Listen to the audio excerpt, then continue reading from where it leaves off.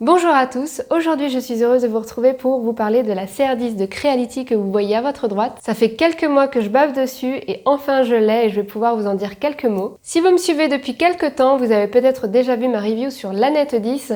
Dans cette vidéo, je vous disais que c'était une copie de la CR10, donc ils ont fait celle-ci à partir de celle-ci. Du coup, dans cette vidéo, je vais pouvoir vous dire laquelle je préfère entre les deux et laquelle est la plus performante. On fera donc un déballage de la CR10, donc on verra le contenu de la boîte, ce qu'on y trouve comme accessoires, etc. On verra ensuite le montage de la machine, donc si elle est facile à monter, si la conception est bonne. Évidemment, je ferai quelques impressions avec la CR10 pour vous dire si la qualité d'impression est bonne. Et pour finir, je vous ferai une petite conclusion et je vous dirai mon avis personnel dessus. Comme vous le voyez, le plateau d'impression est assez large. Vous avez en volume d'impression disponible 30 sur 30 cm, puis 40 cm de hauteur, donc c'est quand même assez confortable. Il vous sera possible d'imprimer en 100 microns au maximum. Pour rappel, plus les microns seront bas et plus la couche d'impression sera fine. Personnellement, je trouve qu'il y a une différence entre microns et qualité d'impression. On peut avoir une imprimante qui fait des petites couches fines, mais pour autant l'impression ne sera pas forcément de bonne qualité. Donc faites quand même attention à cette différence. Vous avez un plateau chauffant sur cette imprimante, ce qui vous permettra d'avoir une adhérence sur le plateau assez efficace. Il vous sera possible d'imprimer avec du PLA, de l'ABS, du flexible et du bois. Sachez cependant que l'ABS est assez difficile à imprimer, quelle que soit la machine. Si vous n'avez pas une machine fermée qui garde bien la chaleur, ce sera quand même assez difficile d'imprimer de l'ABS. Donc voilà, un petit bémol là-dessus. Quelle que soit l'imprimante, de toute façon, c'est toujours très difficile d'imprimer de l'ABS. Il faudra utiliser des filaments de 1,75 mm, donc c'est une norme que vous trouverez partout. Et en général, il y a quand même plus de choix sur les 1,75 mm que sur la norme 2,85-3 mm. Pour ce qui est du système d'exploitation, vous pourrez l'utiliser sur Windows, Mac et Linux. Et pour finir, dans les caractéristiques assez importantes, vous pourrez relier directement l'imprimante à votre ordinateur via un câble ou alors l'utiliser avec sa carte micro SD. Ou si vous êtes un peu connaisseur et bidouilleur, vous pourrez utiliser évidemment l'Octoprint. Pour ceux qui ne connaissent pas Octoprint, je vous mets un lien dans la description qui vous donnera quelques informations. Allez, assez bavardé, je vous propose de commencer par déballer le carton, de faire le montage et on se retrouve tout de suite après.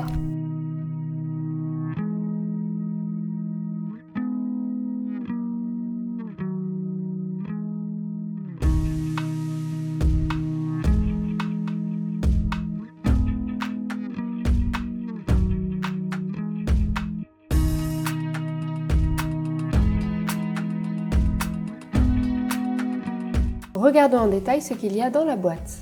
On a la partie basse de la structure avec le plateau chauffant, la partie verticale qui se mettra par-dessus et qui gère deux axes, le boîtier d'alimentation pré-câblé avec un écran, le rouleau de scotch pour permettre une bonne adhérence au plateau et une boîte avec plein d'accessoires que je vais ouvrir pour voir ce qu'il y a à l'intérieur. On a une petite bobine de PLA blanc, la décoration qu'on clipse sur la structure, un câble d'alimentation, un support pour la bobine, une aiguille pour déboucher la buse, un guide de rechange pour le filament, il y en a déjà un d'installé sur l'imprimante, une très bonne spatule, si vous avez vu ma vidéo sur les indispensables, vous savez que je suis difficile en la matière, un sachet avec quelques pièces de rechange, notamment une buse de 0,4 mm, de la visserie ainsi que les parties pour l'assemblage, le câble USB pour relier l'imprimante à votre ordinateur, un adaptateur micro SD ainsi que sa carte micro SD de 8 Go, une pince de précision ainsi que des serre-flex et d'autres outils utiles pour la maintenance et le montage. Une petite fiche de garantie et pour finir, le guide de montage qu'on ne se servira pas, vous trouverez sur la carte SD un guide bien plus complet pour vous aider. Bon, on peut dire qu'ils sont quand même vachement généreux sur les accessoires pour une imprimante de ce prix-là. Allez, je prépare tous les outils et c'est parti pour le montage. La toute première chose à faire, c'est de vérifier que votre plateau est bien serré et si ce n'est pas le cas comme moi, il suffira simplement de serrer les vis qu'on trouve en dessous du plateau. Ensuite, on y met la deuxième partie par-dessus, je retire les quelques petites protections qu'on y trouve et on va tout simplement la visser. Voilà, tout est assemblé, il ne nous reste plus qu'à brocher les câbles. Vous en avez déjà deux gros qui se mettent sur le boîtier. Vous ne pouvez vraiment pas vous tromper puisque les deux câbles sont très différents. Si ça rentre pas, c'est que c'est pas bon. Ensuite, vous avez trois groupes de câbles qui représentent les trois axes et sur chaque câble, vous trouverez des indications. Moi personnellement, j'apprécie beaucoup ce petit détail qui facilite le montage. Voilà, le montage est presque fini. Vérifiez surtout bien que le curseur est bien sur le bon voltage selon votre pays. Il ne nous reste plus qu'à mettre le plateau en verre, de le calibrer et de lancer notre première impression. Pour ça, j'allume le boîtier et je sélectionne Auto Home. La buse va se mettre au plus bas et dans le coin. Je règle les molettes en dessous du plateau et je vérifie la hauteur de la buse avec une feuille. Il faut que la feuille gratte sur la buse sans être trop coincée ni trop libre. Lorsque j'ai fait mon premier réglage du plateau, je me suis aperçue qu'il y avait un petit souci, c'est-à-dire que sur la vitre, à l'œil nu ça se voit pas, mais en fait vous avez les 4 coins qui sont en général plus hauts que le centre, et lorsque vous faites vos points sur les coins, tout se passe bien, et lorsque vous vérifiez le milieu, et là vous vous rendez compte qu'il y a un problème, qu'il y a un décalage de hauteur par rapport au coin.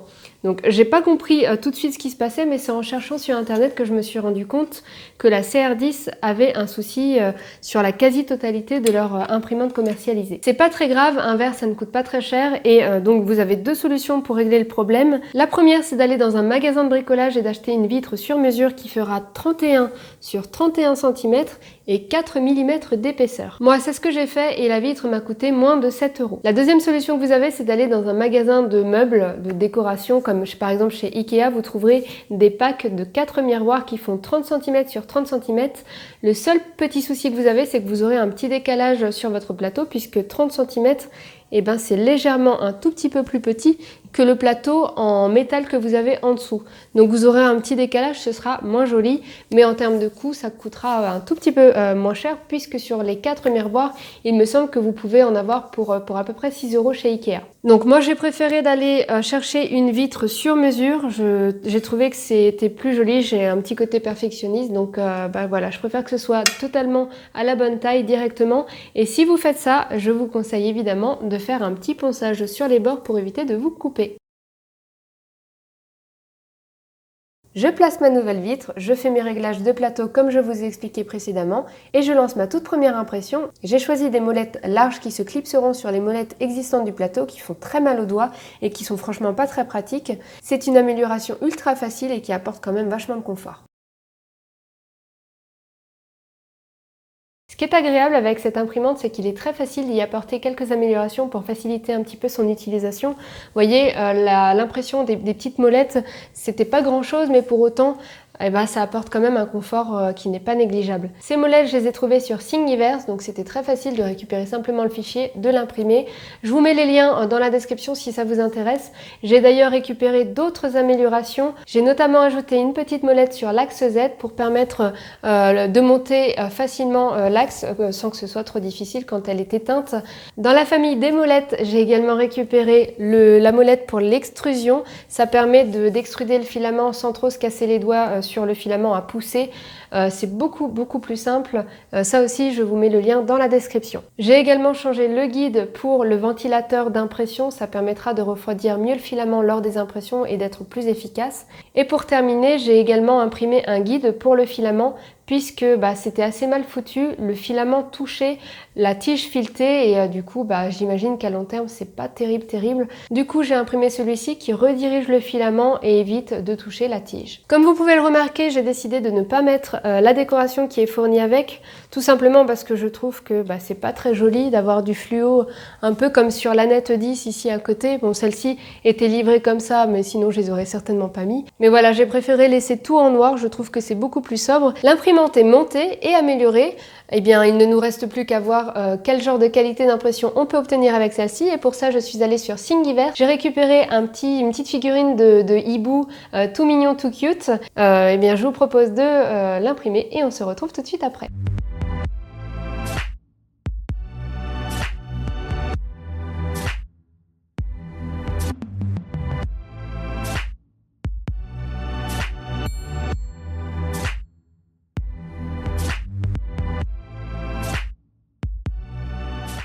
Voilà ce que ça donne. Alors je suis assez surprise de la qualité d'impression. J'ai quasiment rien fait dans le logiciel d'impression, je l'ai mis le fichier. J'ai juste paramétré 150 microns, donc 0,15 mm de qualité d'impression. Et c'est tout ce que j'ai fait et voilà ce que ça m'a sorti directement. Donc j'ai pas lutté quoi. Voilà, la qualité d'impression est très bonne sans pour autant devoir régler l'imprimante pendant des heures et des heures pour sortir quelque chose de qualitatif. Donc vraiment très bonne surprise. Ici je l'ai imprimé en filament or de la marque Inofil 3D. Si ça vous intéresse, si vous aimez la couleur, je vous mets dans la description le lien pour l'acheter. On ne s'arrête évidemment pas là. J'ai préparé d'autres impressions avec des timelapses parce que je sais que vous aimez particulièrement les timelapse. Donc écoutez, c'est parti. La deuxième impression, j'ai décidé de récupérer sur Thingiverse un phosphore pour, vous savez, les petites bougies lumineuses électroniques. Donc écoutez, c'est parti pour l'impression.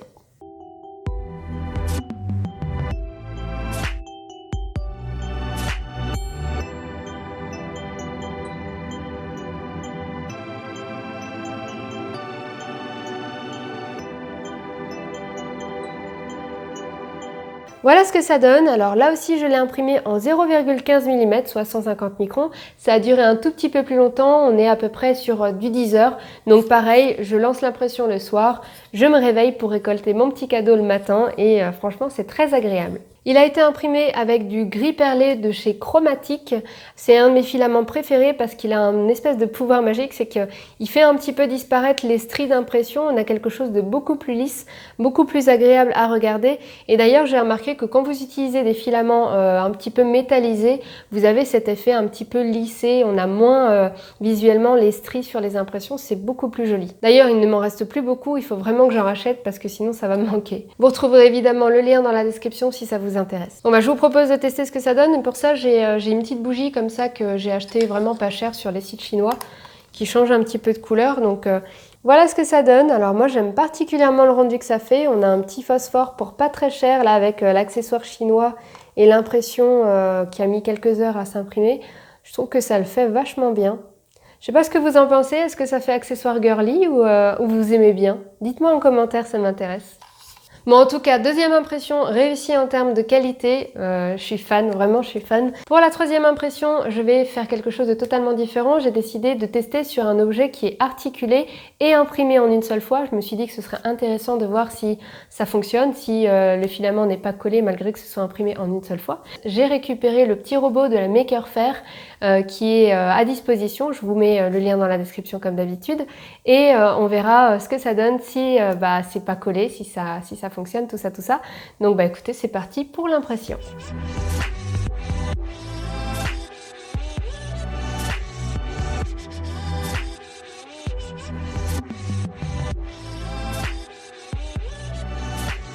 L'impression est terminée, je décolle l'objet et on peut voir d'ailleurs que les jambes commencent à s'articuler. Il suffit de forcer un petit peu sur les articulations pour décoller le plastique et tout fonctionne parfaitement. Voilà, on a notre petit robot, c'est tout parfait, il est trop mignon.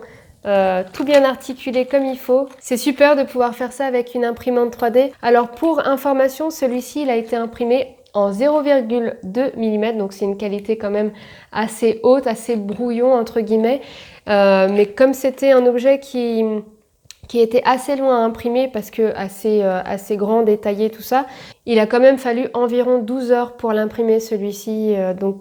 Voilà, si j'avais fait en 0,15 mm, ça aurait mis un petit peu plus de temps et j'avais pas trop envie de patienter tout ce temps-là. Donc voilà, on a une qualité d'impression qui est quand même vachement bien. Pour du 200 microns, c'est très bien. Je suis satisfaite. C'est articulé, c'est super mignon. Franchement j'adore. Voilà, c'est mon copain, je le garde. Pour information, celui-ci a été imprimé avec du filament de la marque Octofiber. C'était du bleu perlé. J'ai tenu à ce que je puisse tester différentes marques de filaments pour vérifier que plusieurs marques ne posent pas de problème. Et en effet, comme vous le voyez, tout s'est bien passé, quelle que soit la marque de filament que j'ai utilisée. Bon écoutez, je suis assez satisfaite du résultat. Je trouve que c'est très bien sur les 3 impressions que j'ai fait ici. J'ai imprimé 2 autres choses hors timelapse. J'ai imprimé ce petit chat. Là aussi, la qualité est très bien. J'ai rien à dire. Vraiment, c'est très bien. Autre objet que j'ai imprimé par la suite, c'est ce serre-joint que j'ai imprimé en plusieurs fois puisqu'on a plusieurs couleurs. Il suffit de serrer ici les 2 vis et on va pouvoir serrer 2 parties pour par exemple les coller. L'assemblage est d'ailleurs très amusant, on a quelques parties, c'est pas énorme, on dirait un espèce de gros Kinder Surprise pour adultes et pour finalement obtenir un objet qui sera quand même très utile lorsque vous bricolez. C'est quelque chose qui va me servir, ça c'est sûr. Alors on passe à la conclusion de cette CR10 Creality. Je pense que vous l'avez deviné, j'ai un avis assez positif sur celle-ci. Alors pourquoi j'ai un avis positif? Détaillons un petit peu le pourquoi. On a un montage très rapide de la machine, j'ai mis à peu près 20-25 minutes et en plus je devais filmer en même temps, du coup ça m'a fait perdre du temps entre guillemets, donc pour vous ce sera encore plus rapide que pour moi. La conception de la machine est très très bonne, on n'a pas de défauts, on n'a pas de trucs qui fonctionnent pas ou des trucs mal foutus. Contrairement à l'Aneth 10, si vous vous souvenez, j'avais rencontré pas mal de problèmes lors du montage et j'avais passé même beaucoup plus de temps sur le montage à cause de ces erreurs de conception qu'on ne retrouve pas sur la CR10. Donc elle a été copiée, mais mal. Donc la CR10 est meilleure sur ce point-là. La conception est de bien meilleure qualité que l'Aneth 10. On a une structure qui est entièrement en aluminium. Donc écoutez, ça permet d'avoir quelque chose d'assez stable et d'assez solide. C'est un très très bon point. Bon, finalement, comme l'Aneth 10, elle est pareil en aluminium. Elle est aussi très stable. Donc voilà, ça change pas grand-chose. Mais voilà, on a quand même un volume plus grand et l'aluminium était quand même indispensable pour ce genre de structure. Enfin voilà, la qualité est présente, il n'y a rien à dire. Évidemment, grande imprimante, grand volume. On a un volume d'impression qui est assez grand, énorme en fait. Il n'y a pas d'autre imprimante qui vous permettra d'imprimer aussi grand avec un prix assez bas comme celui-ci. C'est un énorme point positif, d'autant plus qu'il imprime bien, donc il imprime bien et grand. L'Aneth 10 imprime bien, mais moins bien que la CR10 et le volume d'impression de l'Aneth 10 est moins grand. Donc la CR10 est évidemment bien meilleure sur la qualité et bien sûr sur le volume. On a un plateau chauffant, ce qui permettra d'avoir une adhérence de votre impression bien plus efficace que s'il ne l'était pas. Et en effet, aucune de mes impressions ne s'est décollée lors de mes tests. Alors, je ne l'utilise pas comme ça, la vitre, je mets de la laque toujours dessus. Je mets toujours de la laque, même si le plateau est chauffant. Ça me permet d'être sûre que ça tiendra et que mon impression ne sera pas foutue à la poubelle après des heures et des heures d'impression. Donc vraiment, je vous conseille d'utiliser quelque chose qui vous permettra d'assurer l'adhérence. Vous avez la laque, la colle, du scotch, vous avez plein de possibilités. Moi, je préfère la laque, mais il y en a plein d'autres. Le plateau chauffant met un certain temps à chauffer, alors c'est pas forcément négatif ce que je dis, c'est juste qu'il faut un certain temps. Personnellement, avec l'expérience que j'ai de mes autres imprimantes, je trouve qu'il n'est pas spécialement lent. J'ai pas d'autre imprimante qui va plus rapidement que celui-ci, donc pour moi c'est pas spécialement négatif, il faut juste le temps que ça chauffe. En général, je commence à préchauffer l'imprimante pour commencer l'impression. Je prends ma carte SD puisque je ne l'ai pas reliée à l'ordinateur et je n'ai pas installé encore Octoprint dessus. Donc je récupère la carte SD. Je prépare mon fichier tranquillement sur l'ordinateur et quand j'arrive, presque tout est déjà préchauffé et il ne reste plus beaucoup de temps pour que ça finisse totalement de chauffer avant de commencer l'impression. Donc voilà, personnellement, je trouve que le plateau chauffant n'est pas spécialement lent, ça me dérange absolument pas en tout cas. Pour ce qui est du bruit, ce n'est pas la plus bruyante des imprimantes que j'ai, mais c'est pas non plus la plus silencieuse. Il sera bien évidemment possible de l'améliorer si vous le souhaitez. Personnellement, j'ai l'habitude d'utiliser un tapis anti-vibration, anti-bruit qu'on met généralement sur les machines à laver. Vous pouvez utiliser ça, ça atténue vachement bien les bruits. Et après, vous avez d'autres améliorations que vous pouvez apporter, notamment vous avez chacun des moteurs, vous pouvez apporter quelque chose pour atténuer le bruit et les vibrations, et également sur les ventilateurs. Il y a d'autres améliorations certainement que je n'ai pas forcément cherchées. Personnellement, le bruit n'est pas... Oui, c'est bruyant, c'est une imprimante 3D, hein, mais c'est pas la plus bruyante que j'ai. Donc personnellement, j'en suis pas spécialement dérangée. Pour revenir sur les accessoires, on en a quand même beaucoup pour le prix que l'imprimante coûte. Ils nous fournissent quand même pas mal d'outils, la carte SD, l'adaptateur de micro SD. C'est pas tous qui fournissent tout ça, la plupart, mais j'ai déjà vu des imprimantes qui ne le fournissaient pas. Et là encore, pour le prix que ça coûte, ils nous fournissent tout ça. On a une bobine petit format, mais une bobine qui est là. Enfin voilà, on a plein d'outils vraiment utiles.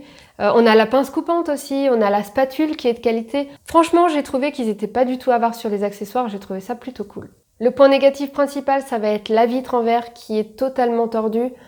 Bon voilà, vous le savez, si vous décidez d'acheter cette imprimante, je vous conseille d'acheter le verre avant de la recevoir, vous ne serez pas frustré. Donc dépenser 10 € pour votre vitre, voilà, vous le savez, c'est pas très grave quoi. En conclusion, je n'ai pas relevé beaucoup de points négatifs sur cette machine du coup, donc on a un rapport qualité-prix qui est très bon. Actuellement, elle est à 330 € sur Gearbest, c'est là que j'ai trouvé le moins cher. J'ai regardé sur les autres sites chinois, donc si vous souhaitez l'acheter, c'est là que vous la trouverez le moins cher. Mais par contre, il faudra compter environ 4-5 semaines pour l'avoir, hein. Donc il va falloir être patient. Ça vient de Chine, donc voilà, faudra être patient. C'est un petit point négatif, mais bon, à 330 €, si vous l'achetez sur un autre site français, croyez-moi, vous l'aurez pour bien plus cher que ça.